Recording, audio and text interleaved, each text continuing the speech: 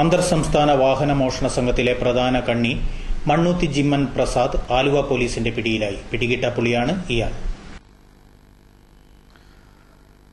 സംസ്ഥാനത്തെ നിരവധി പോലീസ് സ്റ്റേഷനുകളിലെ പിടികിട്ടാപ്പുള്ളിയും അന്തർ സംസ്ഥാന വാഹന മോഷണ സംഘത്തിലെ മുഖ്യകണ്ണിയുമായ മണ്ണുത്തി വട്ടേക്കാട്ടിൽ ജിമ്മൻ പ്രസാദ് എന്ന പ്രസാദിനെയാണ് Aluva CI S Jayakrishnan arrest ചെയ്തത്.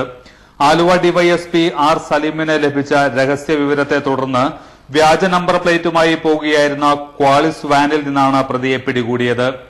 പ്രതി തട്ടിച്ചെടുത്ത വാഹനങ്ങൾ കൂടി പോലീസ് കണ്ടെടുത്തു. 6 വാഹനങ്ങളാണ് കണ്ടെടുത്തത്.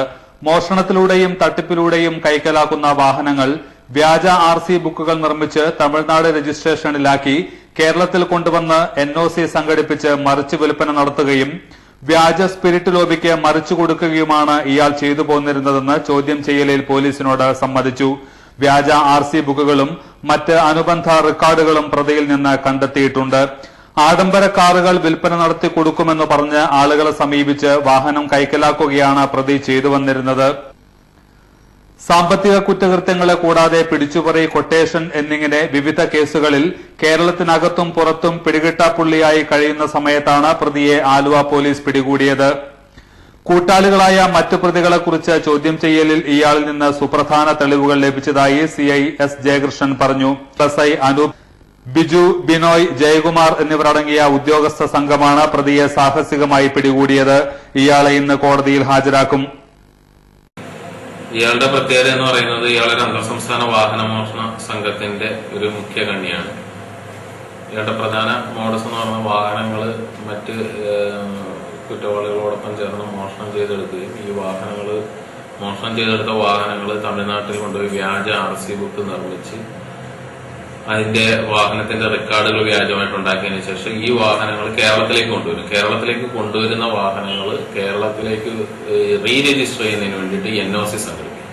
NOC സംഘടിപ്പിച്ച് ഇവിടെ ജെന്യൂൻ വെഹിക്കിളായിട്ട് ഇവിടെ ഉപയോഗിക്കും. അതാണ് ഒരു രീതി. പിന്നെ മറ്റൊരു രീതി എന്ന് പറയുന്നത് ഈ വാഹനങ്ങൾ മോഷ്ടിച്ച വാഹനങ്ങൾ കൊണ്ടുപോയിട്ട് അതിന്റെ എൻജിൻ നമ്പരും ചേസിസ് നമ്പരും മാറ്റി വ്യാജമായിട്ട് അതിൽ കൊത്തി ഉണ്ടാകും. അങ്ങനെ വ്യാജ എൻജിൻ നമ്പരും ചേസിസ് നമ്പറും അടക്കമാണ് നമ്മളിപ്പോൾ പിടിച്ചെടുത്ത വാഹനത്തിൽ കാണപ്പെട്ടിട്ടുള്ളത്. ഇതിന്റെ വ്യാജ RC ബുക്കും മറ്റു കാര്യങ്ങളും ഒക്കെ ഈ പ്രതിയിൽ നിന്ന് കണ്ടെടുക്കുന്നു. കൂടാതെ മറ്റൊരു രീതി എന്ന് പറയുന്നത് ഈ വലിയ വില കൂടിയ വാഹനങ്ങളൊക്കെ അത് വിൽപ്പന നടത്തി കൊടുക്കുക എന്ന് പറഞ്ഞ് പല ആൾക്കാരുടെയും സംഘടിപ്പിച്ചതിന് ശേഷം ആ വാഹനങ്ങൾ ഇതേപോലെ കൊണ്ടുപോയി മറിച്ച് ഉടമസ്ഥരറിയാതെ മറിച്ച് വിറ്റ് ആ സ്ഥലത്ത് നിന്ന് ഒളിവിൽ പോകുന്ന രീതിയാണ്. ഇയാളെ അറസ്റ്റ് ചെയ്ത സമയത്ത് നമുക്ക് കിട്ടിയ വിവരം എന്ന് പറഞ്ഞാൽ ഇയാളെ കൊടുങ്ങല്ലൂരിനടുത്ത് തിരുവള്ളൂർ എന്ന് പറയുന്ന സ്ഥലത്ത് ഒരു കള്ള പേരിൽ താമസിക്കുന്ന താമസിച്ചു വരികയായിരുന്നു എന്നുള്ളതാണ്. നമ്മൾ അബ്ദുൽ ഒരു പേര് മാറ്റി അവിടെ വാടക വീട്ടിൽ താമസിക്കുന്നതായിട്ടാണ് നമുക്ക് ഇപ്പൊ കിട്ടിയ വിവരം. ഇപ്പൊ നിലവിൽ നമ്മളൊരു 6 വാഹനങ്ങൾ ഈ പ്രതിയിൽ നിന്ന് കണ്ടെടുത്തിട്ടുണ്ട്. തമിഴ്നാട്ടിലും കർണാടകയിലും ഇയാൾക്ക് കേസുകളുള്ളതായിട്ടും ബാംഗ്ലൂര് ജയിലില് വളരെ കാലം ജയിൽ ശിക്ഷ അനുഭവിച്ചിട്ടുള്ളതായിട്ടൊക്കെ വ്യക്തമായിട്ടുണ്ട്.